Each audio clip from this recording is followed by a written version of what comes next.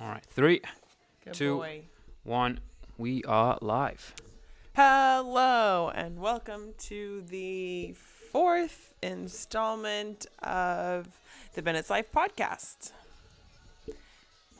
Today, we are going to be talking about healthcare. The pros and cons of healthcare. Everybody's favorite subject. So, all right, healthcare.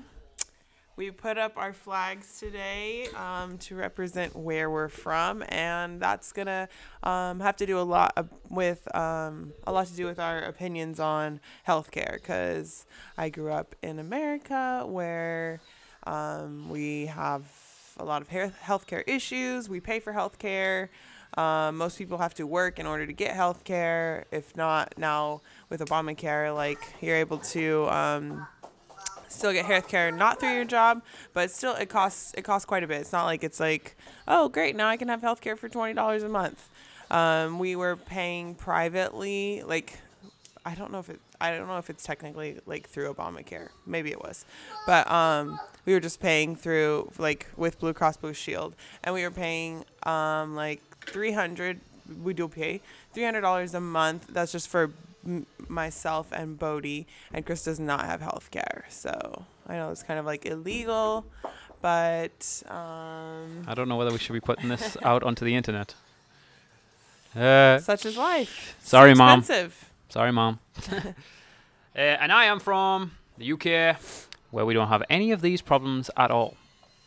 It's a National Health Service, the NHS, and pretty much if you're willing to wait, you'll get seen for free because everybody that works in England, it comes out of their taxes without question, and that's what helps get paid for it. I know there's issues in the UK right now with some of the NHS becoming privatised, and they're selling some of it, but for the most part, if you're willing to sit in the waiting room or for an operation or whatever the case may be, prolonging it's not anything serious, you're going to get seen for free. There is private options in the UK, but it's very uncommon, or you're very rich if you do it.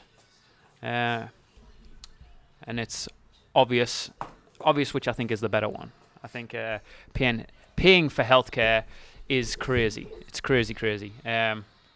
Little man just turned up. And he is an example of where healthcare in America was absolutely different. To have a baby in America, you have to pay to have the baby. You can't just turn up and give birth. You've got to pay for the anesthesiologist. You've got to pay for all your checks. You've got to pay for anything that, touch wood, doesn't or go wrong during your pregnancy. Like it's just bills upon bills, and then you don't get them all at once. Like I mean, all individual. You'll get them all at the end, and you better hope you've got good insurance. Otherwise, you're gonna get screwed over. You're gonna have to owe a lot of money for healthcare just for having a child.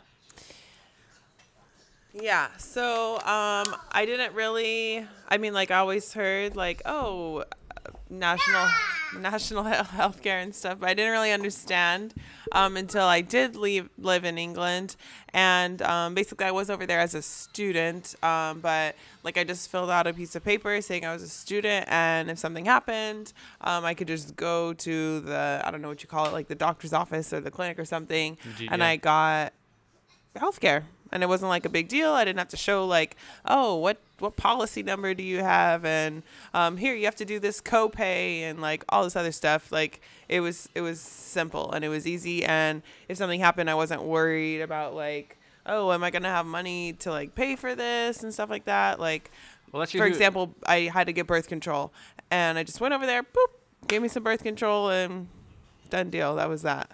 Well, let's just use the example. If Casey was over in England playing volleyball for the university, let's say you were playing volleyball here versus there, and you didn't have insurance, and you broke your wrist. Yeah, even playing volleyball here. So I was going to school. I was in college, and I broke my shin, and the doctors at my school said, "Oh, you just wait it out. Like, just keep waiting." I was in a boot.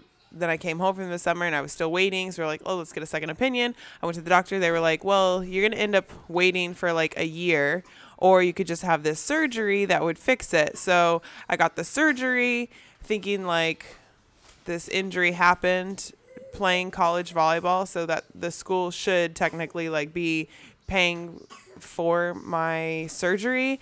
And because I got it done here in Arizona and I didn't get it done via the doctors at my school, they wanted me to pay for the surgery, and it was like $4,000. So little things like that. My friend in England had like a mole or like something on her hand that she had to get removed, and she just went down and got it removed. When we were in England. Sorry, our kid's like choking. I thought there must be something in his throat. I thought I got it out. But yeah, and so I've lived here. This will be the 5th year I've lived in America, and I have been to the doctors one time, and that was when I originally arrived, because when you try to immigrate to America, you have to prove that you've had certain vaccinations. You can prove it by either getting your doctor's records, or you can just get brand new vaccinations. I went the route of getting my doctor's records, however they weren't accepted, so I then had to get more injections. I think it was like tuberculosis and herpes or something like, I don't know what it was. Measles. And rubella or something. But anyway, I spent the day getting about 10 injections in 2 arms. But that's the only time in 5 years I've been to the doctors in America. One, I haven't been sick, touch wood. Well, he has been sick, but we just deal with it at home. Yeah, but I mean, not sick enough where, even in England, I was never a big person to go to doctors, but I just mean I've not been in enough trouble yet where I've really needed to go to the this could be scary. Yeah, we might be jinxing ourselves right now. But anyway, I haven't been, mainly because I haven't been sick, but secondly, because I just don't want to spend the money. It's like, the minute you walk in the door to get a checkup, it's like something like $50 or $100 depending on your insurance. And that's another thing. Like, he did have healthcare when we lived in Seattle, because we had it through my job and I signed him up for it. But even then, he didn't want to go to the doctor, because even if you do have healthcare here in America, for people who don't live here, even if you do have healthcare, it's not like, oh, I pay $300 a month for my healthcare, so now when I go to the doctor, everything's covered. Like, that's not the case, which is why I hate insurance. Like, so we pay $300 a month for our insurance times however many months. I mean, I know it's 12 months, but so however much we're paying a year. And then when you go to the doctor, you still have to pay money to the doctor. So I'm like, it should be one or the other. I'm paying my insurance, so when I do go to the doctor, I don't have to pay a shit ton of money. We pay $3,600 a year for insurance. Yeah. Or when I go, I don't have to pay for insurance every month. And when I go to the doctor, then I pay the money. So like, Bodhi got sick, and we took him into the doctor, because that's what you do when your baby is sick. And because it like wasn't like a wellness check or whatever, like one of his regular like checkups, like his, every 6 months checkups, because it was like a sick check or something, a sick visit, it was like $75. A lot of money. I mean, but then I don't really mind spending the money when it's Bodhi, I probably wouldn't mind spending the money when it's you, but it is a joke. Like, what about... No, my thing is, like, I would just rather, like, I just want to know what the price difference was if we didn't have insurance, how much we would have to pay. Because I feel like we would be saving so much money if we just didn't pay our $300 every month. And we pay $300 when we did have to go to the doctor, we would have that money to pay for it. Yeah, and we spend $300 a month, and we don't really have the best insurance in the world. Like, it's not like we have... Like, if we needed to a big surgery or something like that, we'd still have to pay a lot of money with it, right? It's not like it just automatically writes. We don't have the best insurance in the world, because otherwise we'd be paying more, right? Right. We have like one of the lower... The basic. We have one of the lower premiums, because we can't afford to paying $500 and $600 and $900 a month. Not yet, anyway. But if we did pay that much a month, then when we went to the doctor, we probably wouldn't have to pay as much. Anyways, it's a joke. I hate it.